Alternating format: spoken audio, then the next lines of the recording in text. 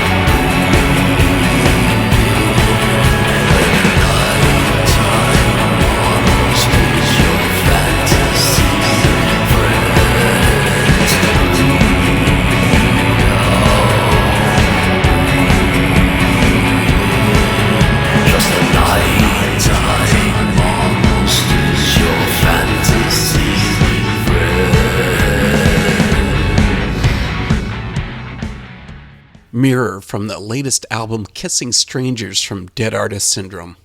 I'm Dave Hawkins, and thanks for checking into The Antidote where Christian music doesn't suck. You know, I've been listening to Dead Artist Syndrome for a long time, and I can never get enough of hearing that huge, deep voice of frontman Brian Healy. But the band is an oddity because it's made up of only Brian, who brings in a rotating cast of uber-talented musicians to help him make this music. Healy's a brilliant guy with quite a background outside of music. He is a music expert, a radio host, an actor, a stand-up comedian, and is also an ordained minister. He and I had a chance for a long talk about every topic you could ever think of, and not much of it actually had to do with music. There's never been a question that Brian has a lot to say in the music of Dead Artist Syndrome, and tonight he brings his strong opinions to The Antidote. Enjoy. Brian Healy, the father of Christian Goth and the frontman of Dead Artist Syndrome. Brian, man, this really is an honor. You're right, it is. No, I'm just kidding. Yeah, well, thank you. I just appreciate your interest in what I'm doing. You're just happy because I sent you that $10 in the mail so we could talk. $10? I live in Southern California, pal. $10? I give homeless people more than $10, and that's just so they'll go away and stop guilting me because they're homeless and I'm not yet. Just kidding. Okay, we can restart this. I'm being silly. I will firm up and act concise and artistic. In other words, pompous, arrogant, and condescending. You got to tell me what kind of coffee you're drinking. It's a blend called Pacific Gold.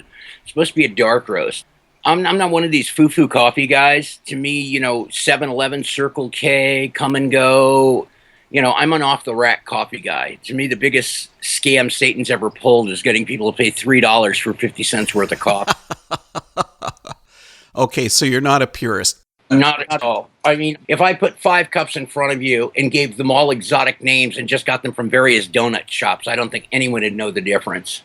They'd be sitting there swirling it in their mouths, talking about bouquet and the dark roasting. And yeah, it's like, no, it's just coffee, man. Well, you're talking to Canadians that are sort of coffee purists. Well, I understand. Everyone's got every form of refuge has its vice. And that is definitely my vice, is having coffee. Yeah. Now, do you ever go for like exotics, like, the French vanilla creamer or Bailey's or Kahlua or, anything, the weird additives that people tend to do now? Well, here's the weirdest one, is they have an animal that's like a civet that actually eats the coffee beans. Yeah, I've heard about this, yeah. And craps it out. We've had it, and it's not really very good coffee. Well, I would imagine it tastes like, never mind. This coffee tastes like milk. Funny thing you said that, because it is, Lightning crash through black night. My shirt is drenched in a pool of moonlight. As we touch, the rain pours down like a splash of diamonds on the ground. With you, my love will never end. With you, a new life will begin.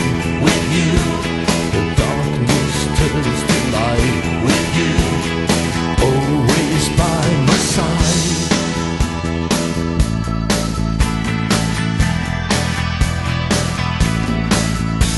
I stumbled round for many years, a castaway in an ocean of tears, a desert isle on the sea of love. This is the night I've always dreamed of. With you, my love will never end. With you, a new life will begin. With you, the darkness turns to light. With you, always by my side.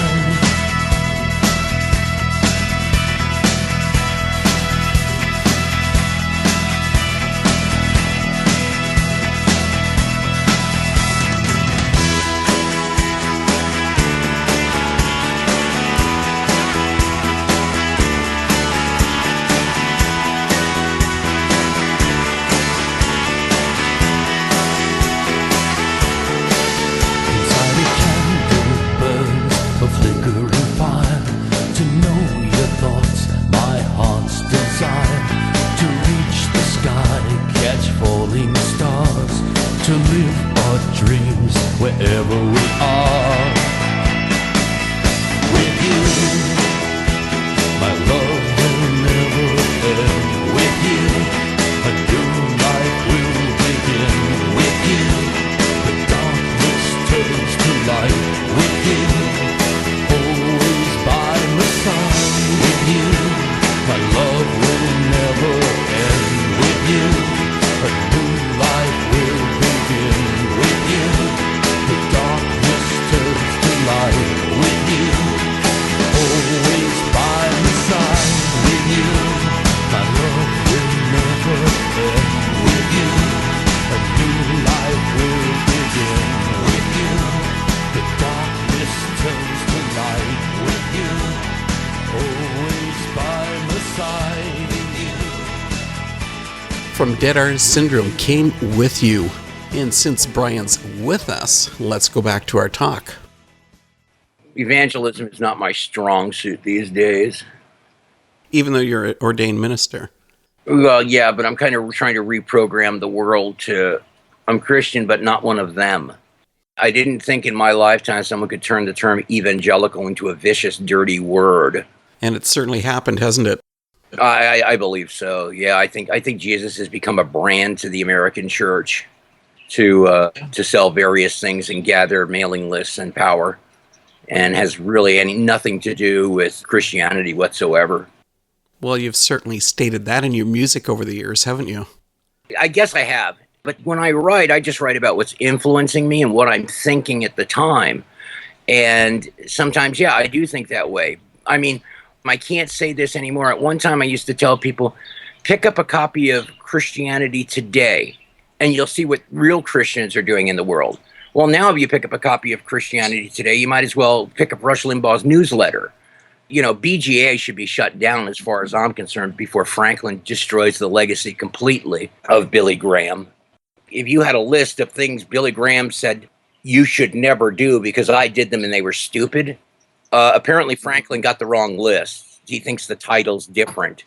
It says, how to lead VGA into spiritual bankruptcy. Take positions on issues that don't matter. Isolate enormous swaths of the population because of your political opinions. Make cultural things spiritual. The usual rundown. And it's true, because Christianity is political, unfortunately, especially, I guess, in the States, not so much in Canada. Well, here's the problem. It's political in the States, but it's not political the way it should be. It should be political like the Sermon on the Mount. They've made it political as laissez-faire capitalism and consumerism and corporatism and power. Unfortunately, I don't know if it's misinformed or a lack of intelligentsia, they have convinced people that they need to be a single issue voter. So if you're making minimum wage, they've got you voting for a party that has absolutely no interest in your well-being, but they're pro-life. And it's like, no, you just can't vote on one issue. But that's what they have programmed people to do here.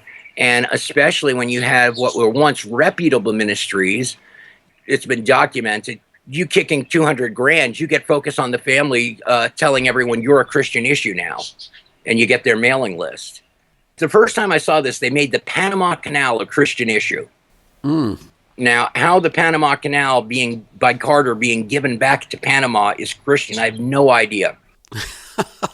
But somehow that was the first time. And then you've got these professional fundraisers like Ralph Reed and stuff, and Frank Luntz, who create buzzwords and terms, sell them to Christians, convince Christians they've got nowhere else to go, and then they ignore them after they're in office. It's okay that you're sorry, unless they consider you a liberal. Then you're going to hell, so it doesn't really matter. They're just dusting Satan off their shoulders by ignoring you. Yeah. See, we got into politics already. I am a political guy. I got to tell you. There's a great line in the musical The Producers. It makes no difference if it's politics or history. All you've got to know is everything is showbiz. And that's literally, the way I perceive it. It's all some sort of thing to sell something else. I think you're setting yourself up to run, Brian, because here you are, you're in showbiz, and you've got a political stance. No, I'm not in the business. Okay, I used to be more in the business of show, as we say. No, now I'm just a guy in a band. That's the other thing. I say things that are controversial, and I have a lot of opinions, and since it's Canadian, I'll, self-censor myself and not use the usual profanity adjectives that I am of wont to use. But I just don't suffer fools gladly. I used to have on my Facebook site, I don't think all conservatives are stupid, but of the stupid people I know, they are all conservatives. Now, whether, why that is, I don't know. It's like deep down, I've got this theory. Show me a fundamentalist and I'll show you basically a miserable person. This is how I view fundamentalism. It's like if you learn to play piano, but instead of enjoying the music, all you do is concentrate on your mistakes and the bad notes. And I just don't see that as a way to live your life in a positive manner, or living your life like a fire drill because, boy, Jesus might just come back on Tuesday. It's like, really, that's the best you've got for being a nice person and doing unto others is Jesus could come back and surprise you? How's that working out for you?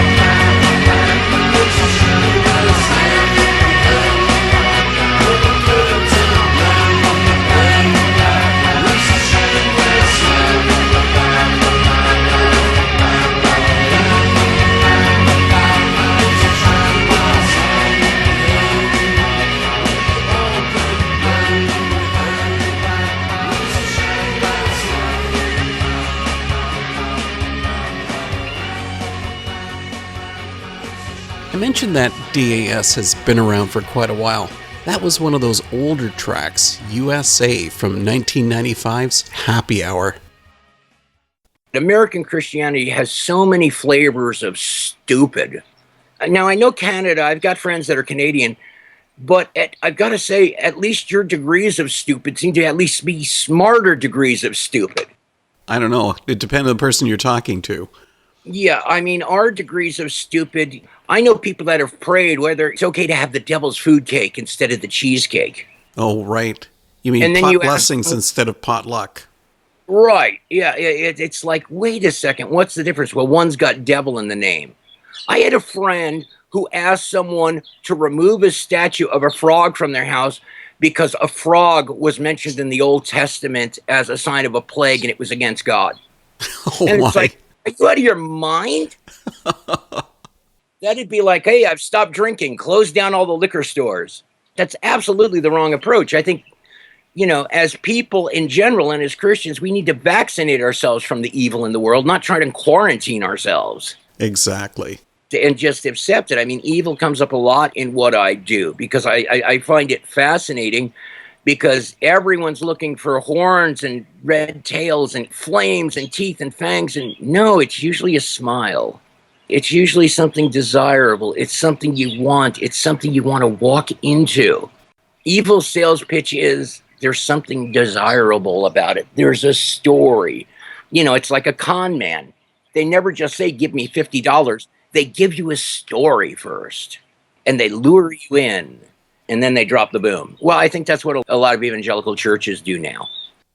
At one time, I used to use this illustration for the militia movement in the United States, which is crackpot crazy.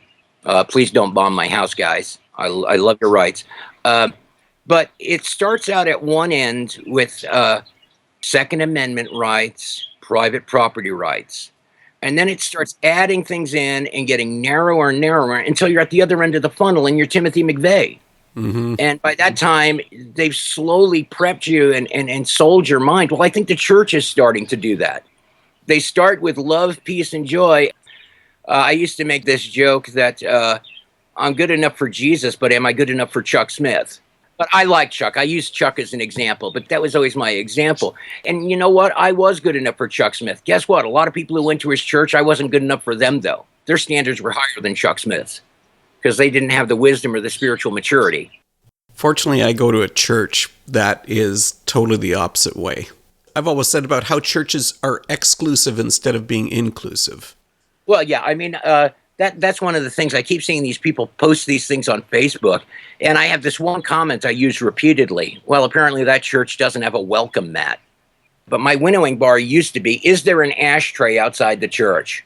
There's an ashtray outside the church. I'm going to be fine there. Yeah. And it's got nothing to do with smoking. It's got to do with the acceptance of people as they are. If it's got 30 signs that says no smoking on, and I love this word, the campus, I guess it could be worse. They could say the holy monastery, sacred ground. But yeah, if it's not corporatized, it's over pietized. So I am so glad that I'm talking to you. Oh man, we are so much on the same page. I sell so few records, I can't make my audience any smaller. Yeah, I mean, whenever anyone says, so what's the market like, for your audience? And I just say, always going up. You can't go any further down. It has to always be going up, I'm a mainstream artist. But as far as, my Christian fan base, I'm a subculture and a subculture. I'm thinking of having a GoFundMe so I can do a Kickstarter to give people money to listen to my record. Oh, wait, they did that in the 70s. It was called Payola. And dang it, wouldn't you know it, I got into radio right as that started ending. Just lousy timing. Canadian public radio, man, they could be talking about a motocross magazine and somehow they'll work in, the First Nations angle on the story. Because I don't know, I think you guys approach your First Nations, Native North Americans differently than America. It's quite different. To us, they're guilt trips and casinos. To you guys, there's actually a sense of responsibility, When I did one of the first Christian songs dealing with AIDS, I was an outlayer. I wasn't trying to exploit AIDS. Well, now you've got Lady Gaga, and she can't go 4 seconds without condescendingly patronizing a gay audience. It's like, okay, we get it. You like us. Quit beating it to death. You don't have to keep telling me how much you're supporting. See, I'm straight, but that's just how I'd perceive it. You know, I it's hear just, you. right, enough crumb throwing. I get it. Here's the Dead Artist Syndrome song, Dealing with AIDS. This is Angeline.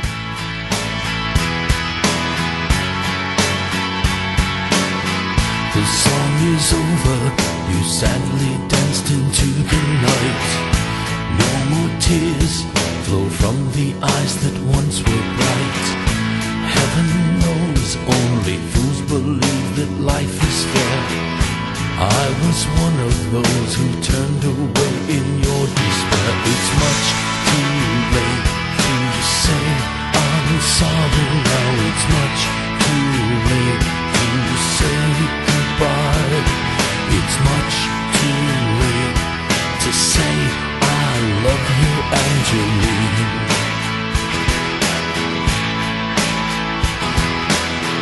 It doesn't matter how it started and by who. All I know is that somehow that it got to you. You'd sit and listen as from my mouth the judgments fell on the victims who slipped away cell by cell. It's much too late to say I'm sorry now. It's much too late to say goodbye. It's much too late to say I love you, Angeline.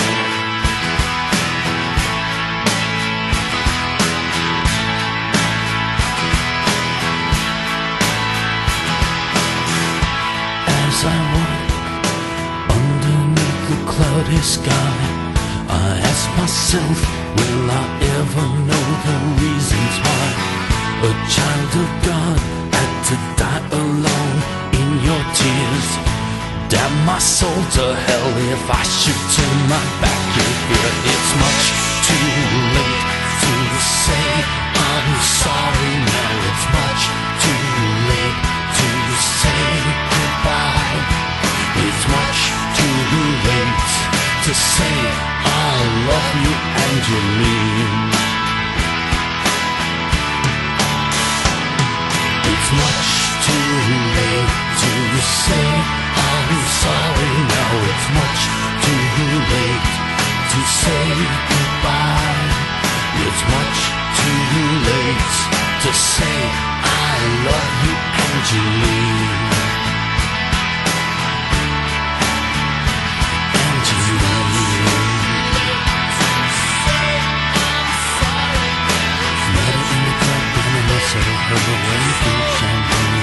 Just like cherry play.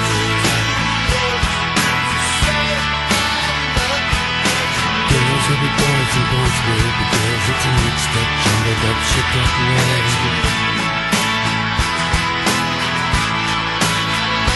Angeline. Angeline.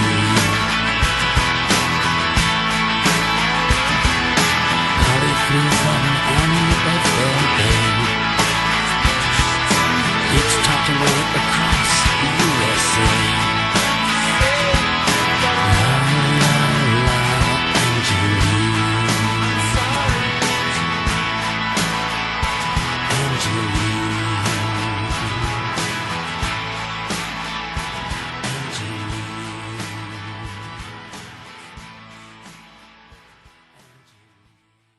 So how's that Trump thing going down in Canada? Trump? Mm-hmm. He usually gets laughed at as being a buffoon, and he's rated as being about the equivalent of Toronto's ex-mayor Rob Ford. I was going to say that is so unfair to Rob Ford. At least Rob Ford was on crack. And Rob Ford is now being idealized now that he's passed away. Guys, did you forget what happened? Yeah, I don't know if it's a libertarian bent or what, but Rob Ford and Rush Limbaugh have pulled two of the greatest scams in the world. Conservative drug addicts. How do you pull that off? I think he had to live in Toronto to actually enjoy Rob Ford because he kept getting voted back in. And everybody else would just laugh and would just cringe every time the guy would be on the news. doing something extremely stupid again. Yeah. At first, I thought it was just robbing the drugs, and I started reading some of his brother's quote, and apparently their whole family's a piece of work. Yeah. Well, I've just lost the conservative Canadian vote on this. You guys don't need to buy the record either. Sorry. This can be the synopsis when I die interview. You know how they've always got the obituary cut? Well, an unreleased interview. Well, no one's going to care if I die except for my family, one. But if something should happen and they do care, yeah, you've got great stuff here. But Brian, you and I are close now, so I'm going to care. And we're just going to put this on repeat. Just keep looping constantly this whole conversation after that you would pass be away. great. I mean, I just like talking to real people like a real person. I mean, that's the one advantage I've got is I've known so many friends in Christian music, and they just behave so differently when they're at a show. And it's just like, my thing is, I'm who I am wherever I am. Mm-hmm. I don't need someone seeing me light up a cigarette driving down the 405 freeway 20 minutes after the gig and their soul is crushed because I'm one of those Christians. It's like, no, I'm one of those Christians right up front, I am sad to hear about Gordie Howe. Gordie Howe, Prince, Glenn Frey, it's just like, this is not a good year for legends. Muhammad Ali. I mean, Jagger and Richards have got to be looking at their watches and sweating at this point. So you've got to be nervous too. Oh, yeah, I'm not a legend, trust me. Only in my own mind. Maybe to the refrigerator because I take weight off of him. After that last part of our talk, what could be more appropriate than playing Life Amongst the Dead? This is Brian Healy of Dead Artist Syndrome, and you're listening to, well, it's a radio. You should know that by now. What are you, a kid? Actually, you're listening to The Antidote on the radio. Keep listening.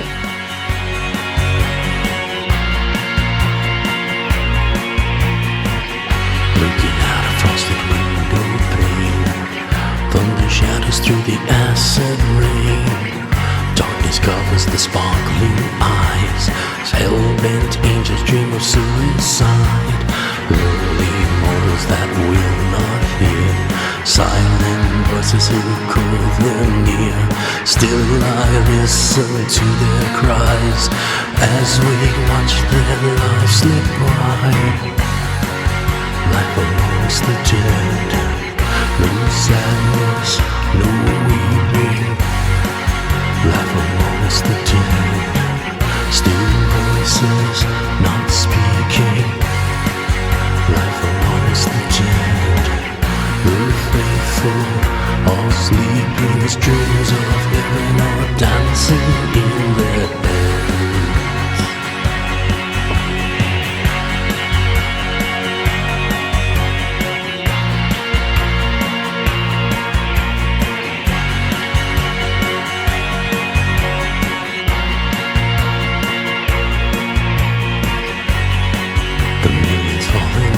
To the father of lies, death has made them equals in eternal fire's eyes. Cross the bridge at the river, from the water is life. Feel the power and glory of the risen Christ. Life amongst the dead. No sadness, no weeping. Life amongst the dead. Still voices not speaking. Life amongst the dead.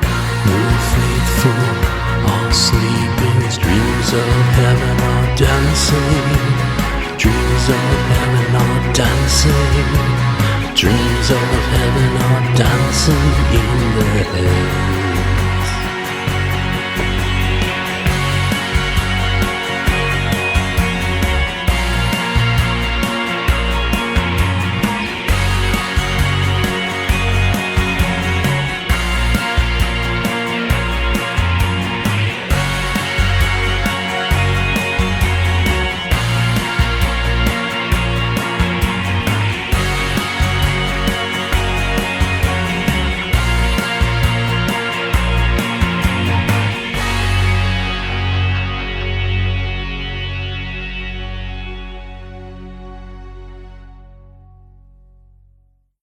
I'm tired of me talking about myself. Why don't you talk about me for a while? Yeah, I'm going to do that because we are going to talk about you, about being called the father of Christian goth. What kind of a reaction did Christians give when they first heard the music of Dead Artist Syndrome?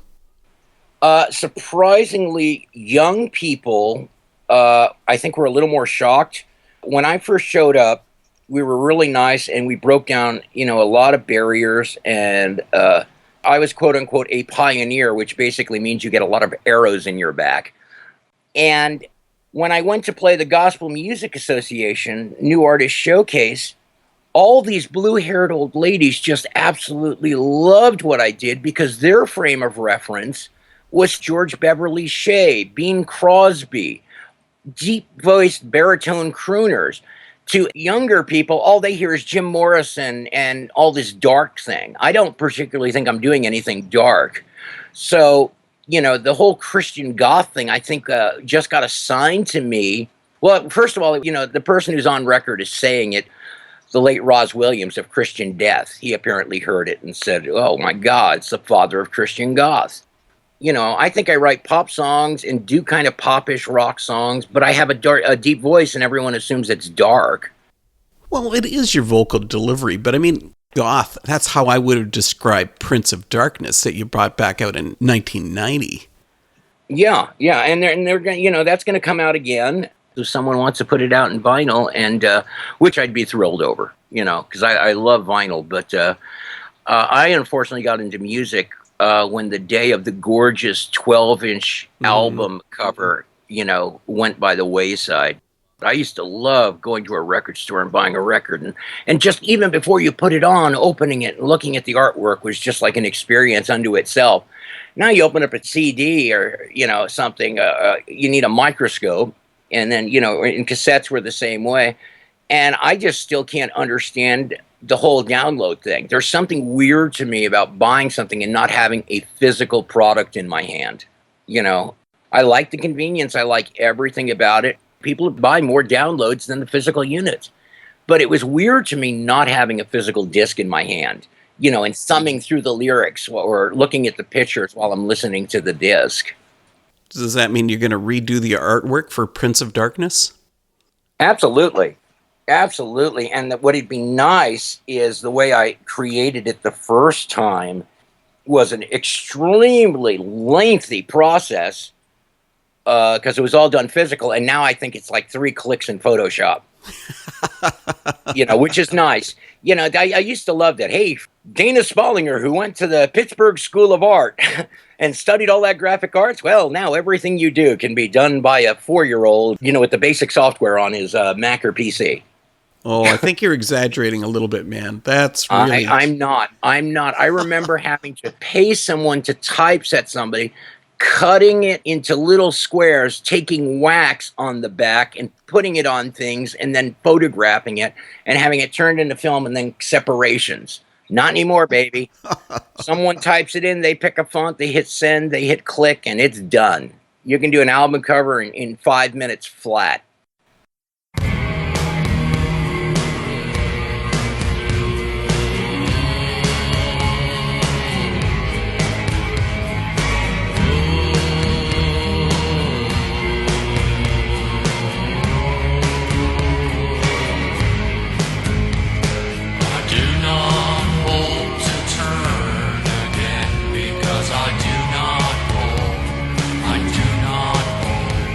I do not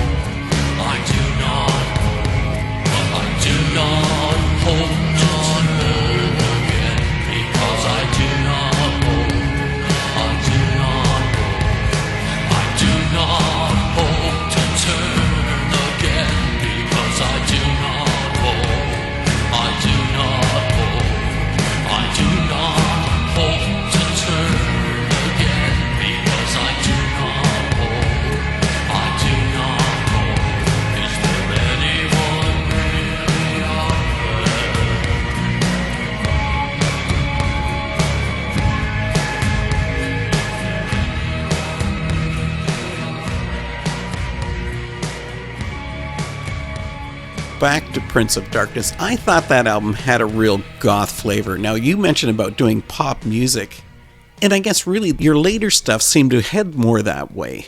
Was that a purposeful change? I just write about what I'm feeling at the time, and at that time there was a lag in music.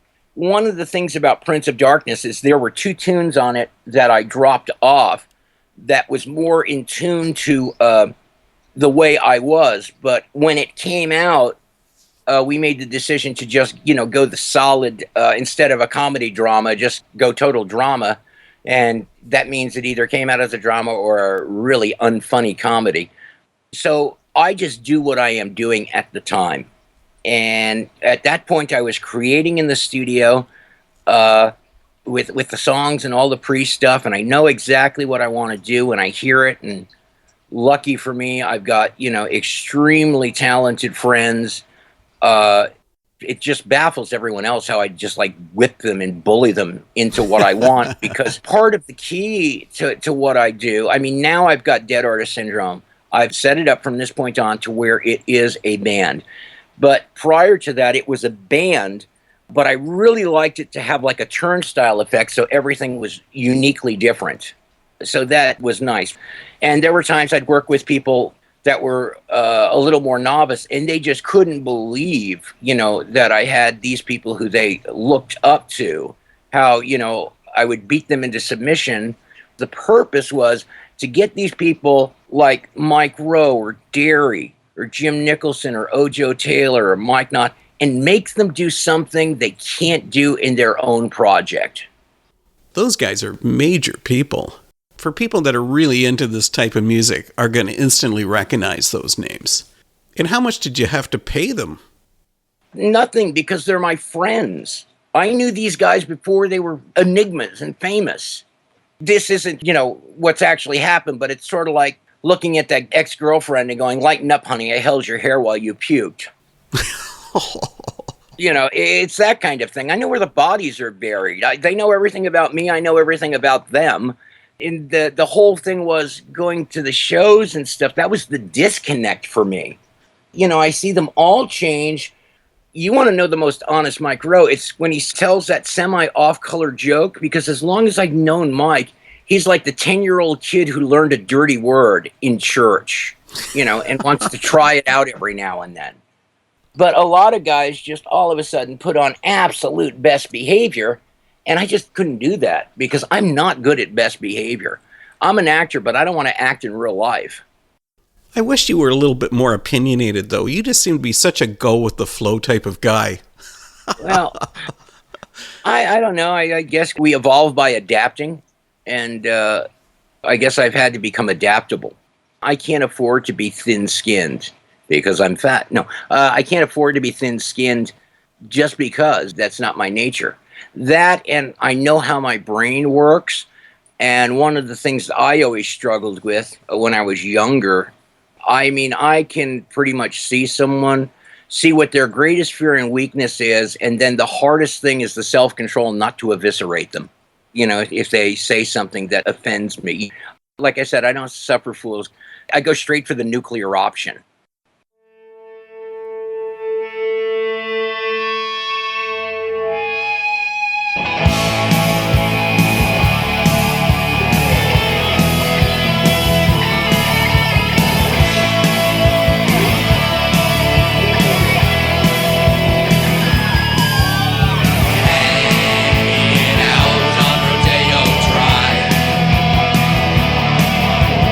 Watching the pretty rich girls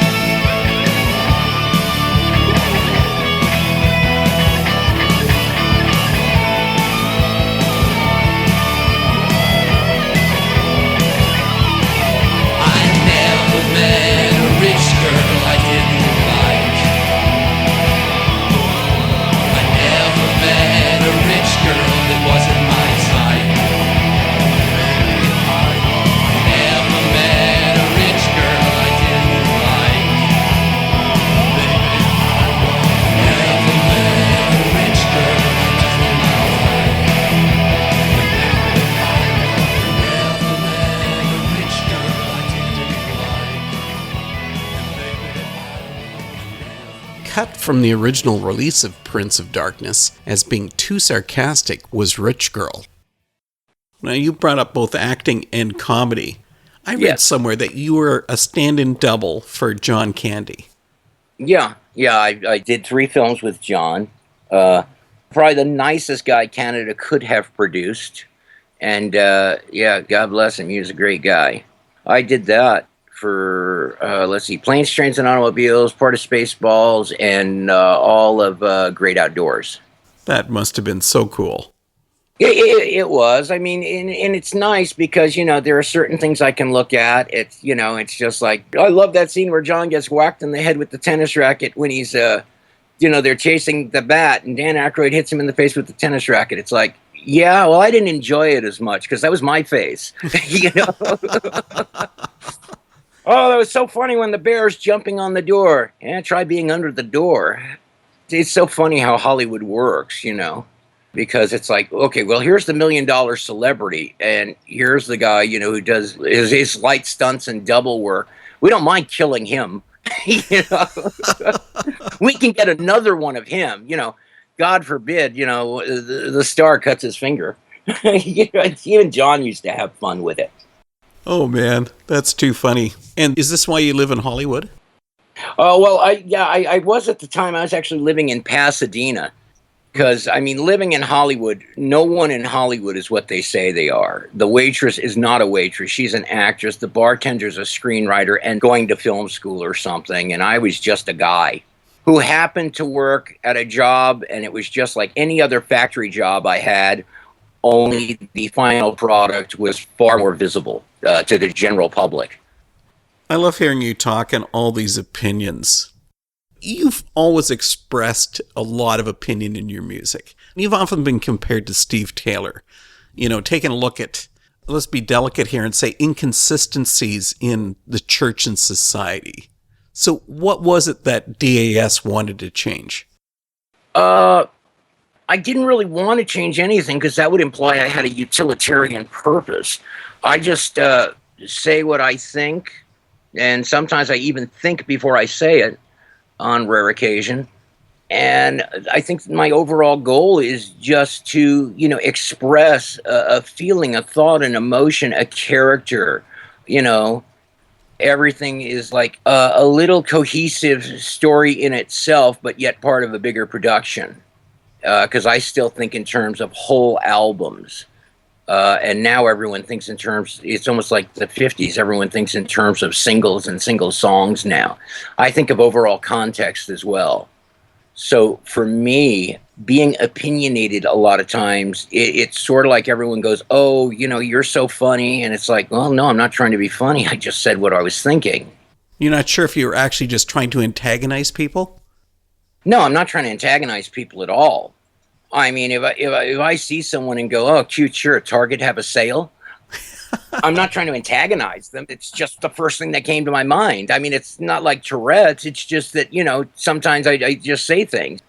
I've gotten smarter. I'm the last guy to answer, does this make me look fat? No, being fat probably makes you look fat. That's just covering it up very poorly. That's coming from a fat guy. No, I just think that you're better off being honest and being hated for who you are than being liked for someone you're not. Doesn't do much for record sales too, does it? Well, like I said, I would like to think it's my lack of talent and looking for a specialized audience that does that. I'd like to think that if someone else were doing my songs, they'd be considered pretty good songs. I turn a phrase pretty well. Or I interpret someone else's songs, I think, pretty well. But I think I'm just so offbeat that on one level, people just don't take me seriously. And that's okay. I like that. And that gives me the freedom to say and do what I want. I can't believe that, some guy in a band will make what fundamentalists consider pro-gay just by saying, I think we should be accepting and loving. And, it really doesn't matter.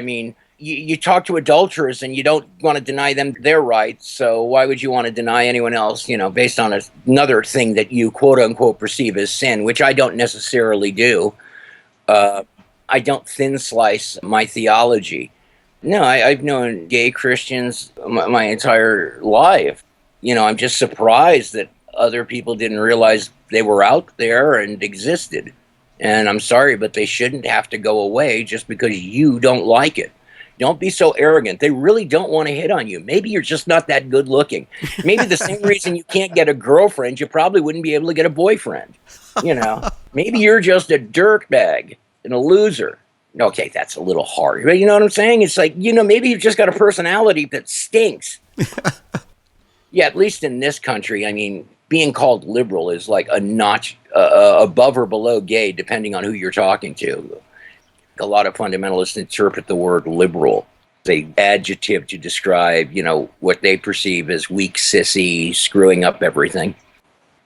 You were warned about Brian Healy having strong ideas, and you've heard a lot of them, but not all. Next week, The Antidote returns with the rest of our conversation with Brian, and a lot more of the music from Dead Artist Syndrome. As always, thanks for joining The Antidote, and I'd love to hear your opinions about the opinions of Brian Healy and the music of DAS. If you want to share them, send me a note, dave@theantidoteradio.com, or message me on Facebook or Twitter. Now here's an interesting song written for DAS by Rick Alba, who was a major player in both Undercover and the Altar Boys. A boy and a girl looks at the relationship of a couple that began 20 years earlier on the Undercover song Francine. Enjoy this and enjoy your week.